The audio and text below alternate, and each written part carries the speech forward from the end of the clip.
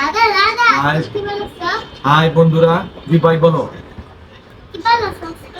আজকে রে ভাই শখ করে আনছিলাম লাল শাকের ভর্তা খাইতাম, কিন্তু লাল শাক তো কালে কালে পরিবর্তন হয়েছে। কিন্তু এই লাল শাক কি এর এদিকে কেমন কাঁচা কাঁচা কালার দেওয়া দা, লাল শাক তো লাল হইলে। কিন্তু এটা কি আনছো তুমি? লাল শাক আনছো না অন্য কিছু দিতো তোমারে? তুমি কি বোকা নাকি? আগের দিনের মাছাছিরা পাহাড়ের ছাই দিত, গোবর দিত, দিয়ে চাষ করতো, তা লাল টকটক হইতো। আর এখন বেটারা হাইব্রিড সার দেয়। এই সার দিয়ে আনার পরে কি লালটা হ্যাঁ এর লেগে এটি কালা কালা হয়েছে। কালো হচ্ছে না, দেখো সবুজ কালো হয়ে গেছে। হাই বন্ধুরা, আজকে দেখুন এই লাল শাকের ভর্তা বানাতে চাইছিলাম। তো লাল শাকের ভর্তা বানাইতে হলে কি কি লাগে? পেঁয়াজটারে সিদ্ধ করে গুঁড়া করতে হয় পেঁয়াজ দিয়া, তেল দিয়া, সরি।